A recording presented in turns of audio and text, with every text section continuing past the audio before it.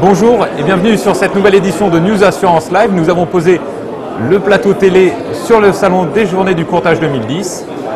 Bienvenue. Je reçois aujourd'hui Frédéric Heinrich, qui est chef de service international et assurance au sein de l'autorité de contrôle prudentiel. Frédéric, bonjour. Ma première question sera simple. Où en est-on du QIS 5 de solvabilité 2?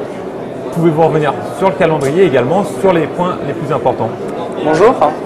Alors Solvabilité 2, c'est une démarche européenne visant à harmoniser les exigences prudentielles demandées aux entreprises d'assurance en Europe. Donc qu'est-ce que c'est que les exigences prudentielles? C'est à la fois des exigences de capital,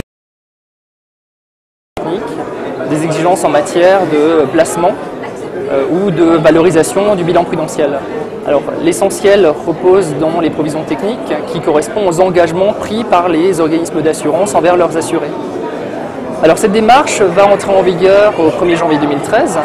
D'ici là, il y a quand même un certain rétro-planning à respecter pour que l'ensemble des textes soient en place et que les organismes puissent répondre de façon appropriée aux exigences qui se poseront à elles. Alors on a aujourd'hui une directive cadre qu'on appelle, qui a été validée l'an dernier. Cette directive cadre définit des principes qui sont par la suite définis ou complétés par des mesures de niveau 2 qui sont en cours de discussion au niveau politique et au niveau technique. Ces mesures de niveau 2 seront complétées par des mesures de niveau 3 élaborées par l'autorité de contrôle européenne.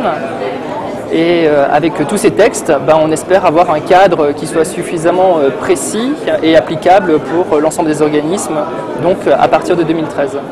Très bien. On est, je crois, entré depuis le début du mois d'août dans le QIS 5. Oui. Est-ce que vous pouvez juste revenir sur ce qu'est le QIS 5 et également sur les particularités du marché français? Absolument. En fait, le QIS 5 est un exercice quantitatif visant à permettre aux entreprises de mesurer leur degré d'appropriation des concepts attachés à Solvabilité 2.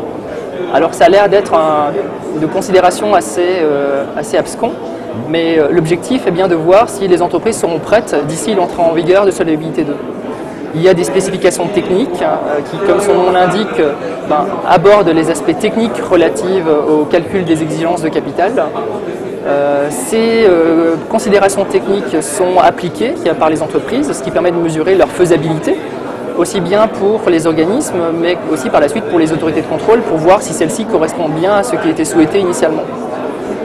Le QIS doit aussi permettre aux entreprises de mesurer, d'établir leur système interne de collecte de données, de préparer les différents services, de faire de la formation transversale, aussi bien pour le management que pour les directions juridiques, que pour les différents services qui seront par la suite impliqués dans les processus de Solvabilité 2. Ce n'est plus un sujet réservé à des spécialistes. Solvabilité 2 doit aujourd'hui être diffusée à l'intérieur des services de l'entreprise et les QIS doivent permettre ce genre de choses. Alors, juste pour compléter, l'objectif premier reste quand même de mesurer les impacts quantitatifs de Solvabilité 2, respectivement sur les entreprises, mais aussi au niveau du marché. C'est de savoir si au niveau du marché, nous avons bien les niveaux de capitalisation requis ou non dans un univers Solvabilité 2.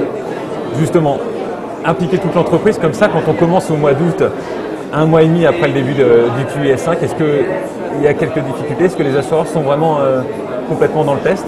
Alors, les entreprises ont commencé officiellement le QIS à partir du moment où les spécifications techniques ont été disponibles, c'est-à-dire mi-juillet, mais les entreprises ont été averties bien en amont.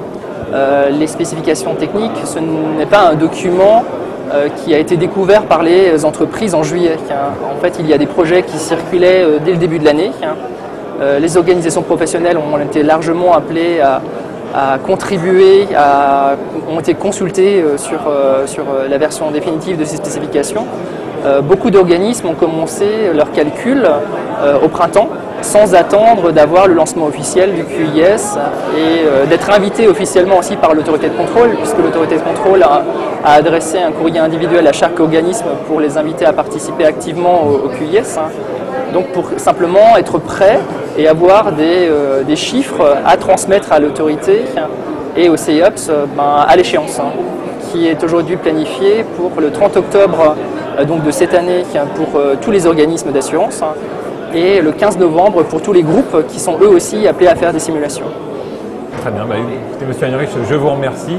Le message donc est de participer avant tout. Je vous donne rendez-vous très prochainement pour une nouvelle interview sur le plateau de News Assurance Live.